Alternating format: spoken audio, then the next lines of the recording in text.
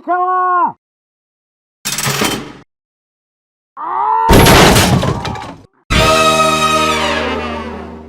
What's up, everybody out there in YouTube land? Wrath2501 here. Alright, guys.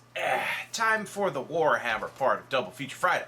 And this is the Halo Stars explained. This is more of that Lovecraftian worse things than anything else in the galaxy Warhammer stuff. I always like the obscure lore of Warhammer.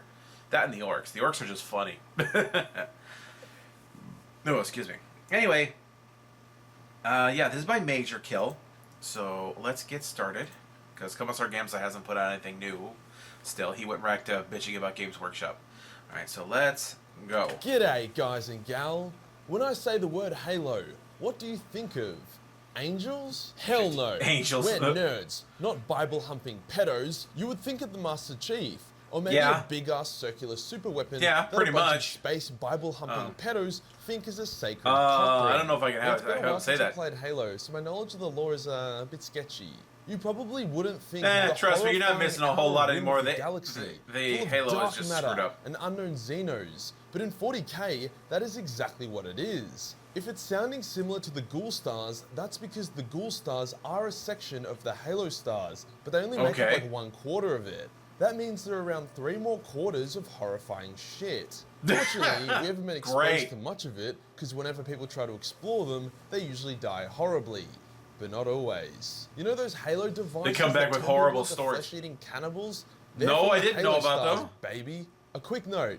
You guys and gal are legends. The hell, man? The channel is growing at an obscene rate, and we're poised to This is take an over old video when he was a lot smaller. He's a lot bigger than that now. So let's dig in and go even harder. If you laugh, smile, learn something new, or you're just keen to play Halo Infinite when it drops, then slap that juicy button. I've got a fun video planned for when we overtake the old mate that is sure to ruffle some feathers. Today we'll talk about the Halo Stars and what resides in them. We'll go over the 4 sections of this dark galactic rim before talking about the times that people have tried to penetrate its void.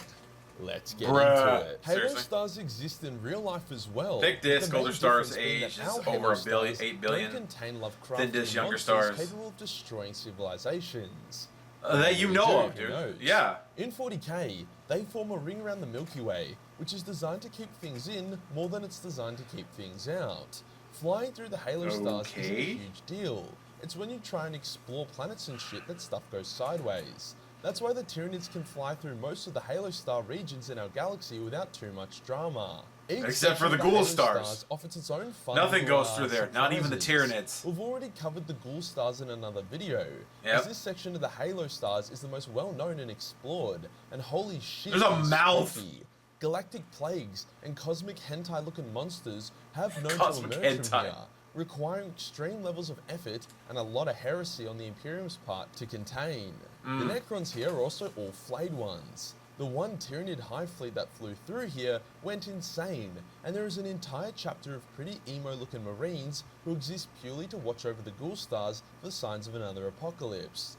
So naturally, the Black Templars decided to crusade it. These fucking guys, I swear. They actually did a really good job. Like, sure, physics didn't seem to apply, and sure, planets were able to randomly regenerate from getting exterminatus, but boy oh boy did they crusade it. The Ghoul Stars, despite their danger, are actually quite explorable and easy to navigate, you know, compared to the rest of the Halo Stars. It'd be like being in an obstacle course where you can see the finish line, but the course is full of barbed wire, landmines, and rapists. On the contrary to the Ghoul Stars, the Veiled region, which are another quarter of the Halo Stars, is actually not too bad. Like, sure, the Astronomicon doesn't reach there, but at the moment, it doesn't reach half the fucking galaxy, so you can barely complain about that. There are Necrons chilling there, but they're not the flayed, spooky type, so it's not a huge deal. There are also numerous human and Xeno settlements that live in this region of space, and rogue traders will often dip into it for a bit and then get the fuck out. The Veiled region was where the Soul Drinkers ran off to when the Imperium threw the book at them, and they survived. Kind of. Coincidentally, a Mechanicus Explorator fleet also explored the Veil region at the same time as the Soul Drinkers, and other than having to fight Necrons, didn't encounter anything too mind-blowing or terrifying. Another quarter of the Halo Stars is the Eastern Fringe, which is the only sensible and non-spooky name we've seen so far. Oh, where the Tau Probably Empire because is. It's a pretty sensible and non-spooky region of space. The Eastern Fringe gets reasonably good Astronomicon coverage Scourge and is home stars? to the Ultramarines, the Tau, and you guessed it, some Necrons. It's like More all Necrons. the physical laws and common sense was drained from the other 3/4 of the Halo stars and all dumped into the Eastern Fringe. And finally, the final quarter of the main topic of today's video, the Halo Star quarter of the Halo stars. Yeah, it's What? a little confusing. The Oh, Halo Katie stars is encompass there. the entire galaxy, but there is one quarter which is The Eye just of called Terror. Halo stars. I'm gonna just say the word Halo in a weird voice when I'm referring to the Halo stars of the Halo stars. Oh, it's to above make it that. easier to follow. Make sense? No? Well, sounds like a you problem, not a me problem. There you go. The Halo stars are creepy as shit and very unexplored. They have like a natural keep out vibe, which steers pretty much everyone clear of it. Yeah, As no. such, unlike Big the Cool nope. Stars section, this one is super unexplored and mostly devoid of life, up until very recently in the lore. What we do know is that there was once, or maybe still is, a super advanced civilization that lived there, the creators of the Halo device. On very, very, very rare occasions, What? brave Oh, those or things. stupid explorers will encounter an abandoned Xeno world in the Halo stars. Here they might find strange, beautiful devices, often looking like jewelry, that seem completely untouched by the degradation of time and neglect that its surroundings have endured. These are Halo devices, and holy shit, they are not a good idea to touch. If you pick up a Halo device and put it on, or put it in your pocket, or if you're a weirdo, just stab it into your flesh, it will begin jeez. to bond with you. This can take days, or if you're one of those weirdos, a few hours. Once the device is bonded with you, that's One it. of those. You are dunzos. Only way to remove it after that bonding period is to be violently killed, which becomes super difficult because you Eesh. turn into a fucking raid boss. At A first raid it's boss? good. You become youthful, energetic, really smart, and you can fuck like a rabbit on Viagra. Dude. Basically a superhuman without having to get the snip or developing severe autism. After a few years, some side effects will become apparent. Dopamine will be suppressed, and sleeping will become difficult.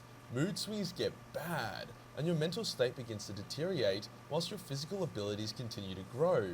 After a few more years, you Yes. enter into a secondary phase, where the cons really start to outweigh the pros. You can no longer sleep, you're monstrously powerful and durable, the Halo device is absorbed into your flesh almost completely, and your insanity becomes apparent.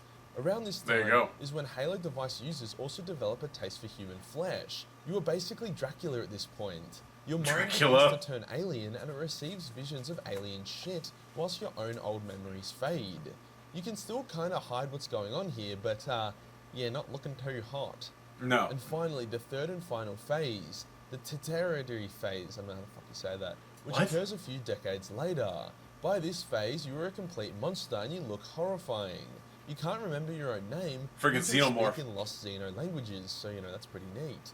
You are nearly unkillable, and you're built like a demon, with claws and an exoskeleton and other cooked shit. You can even come out from the Okay. dead. Some even say that any who wield a Halo device into the tertiary phase are completely invulnerable. The Inquisition would beg to differ, and have killed numerous tertiary phase Halo device wielders. It's really amazing how quickly the term invulnerable loses its weight when you throw a motherfucker at the sun. Yeah, All true. in all, a pretty shitty trade-off, but I'm a massive fan of how a Halo device has no connection to chaos. Xeno corruption's really cool That's to see in true. Warhammer lore, and it helps shake up the game beyond give me your soul and I'll give you 3 cocks. You know? What? But yeah, it is confusing Yeah, as that's to why Slanesh. people seek out these devices. You only get to enjoy the cool youthful part for like 5 years before everything goes to shit. And whilst you do become immortal, it's not really you anymore by the 30-year mark. The only people who get Halo devices are super rich, well-connected people who know of their existence and can fund the expeditions to go get them. But surely these people aren't that dumb. It might have something to do with the fact that like 1 in 10 Halo devices don't come with all the negative shit side effects, but those odds aren't good enough for me.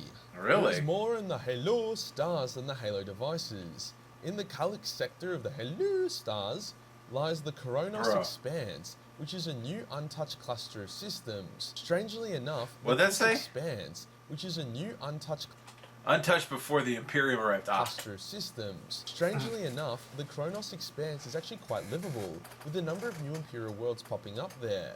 This is helped by the fact that there is a shitload of natural resources and wealth to be found. It's really hard to get to though, like it's completely surrounded by warp storms and may as well be a pocket dimension with how cut off it is from everything.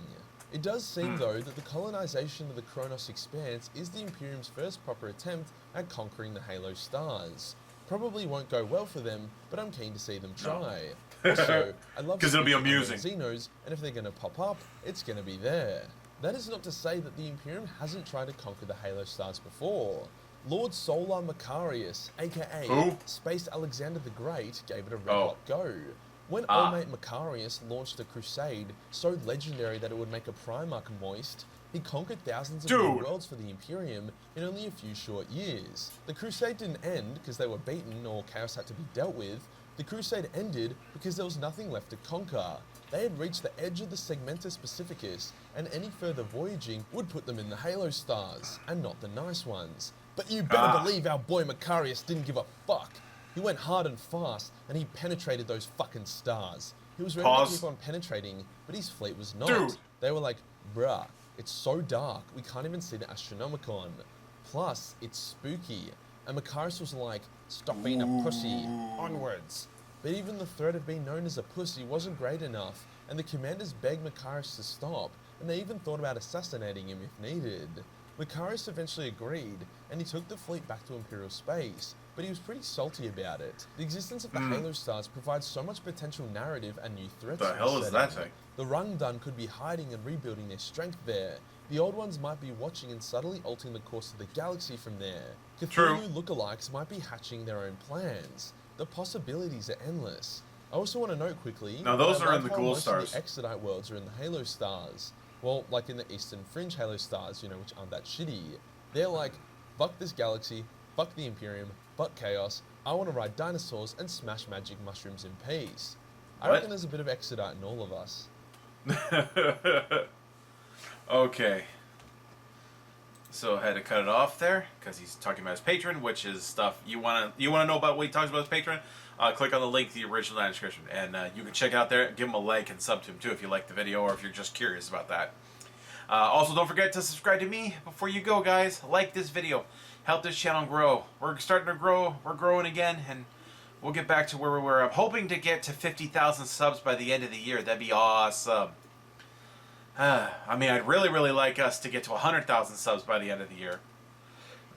So, you know, help out. You know, just share on social media. Tell your friends, tell your family, tell them to come on over here. Tell people who maybe you associate with on the old channel, tell them to get over here and subscribe to the new channel, because everything's migrating off of my old channel onto this new channel and onto a BitChute account. Because I've tried uploading some of my old videos, which were uploaded and were even monetized on my old channel. But I try to upload them now on my new channel, I'm getting hit with fucking copyright strikes and shit. So, you know, these companies, especially with the old Abridged series, I tried to upload a thing that was, some of you, like 20-something people saw it before it got struck down by the company that owns Sword Art Online, you know, oh, you're showing anime. Despite the fact that the original Abridged episode is up on Something Witty Entertainment, you know, and they gave me shit about it. And then when I protested it, they hit me with a copyright strike. Assholes. Anyway, so there we go, guys. Anyway, I'll see you guys next time. Tune in every day for new content. Bye-bye.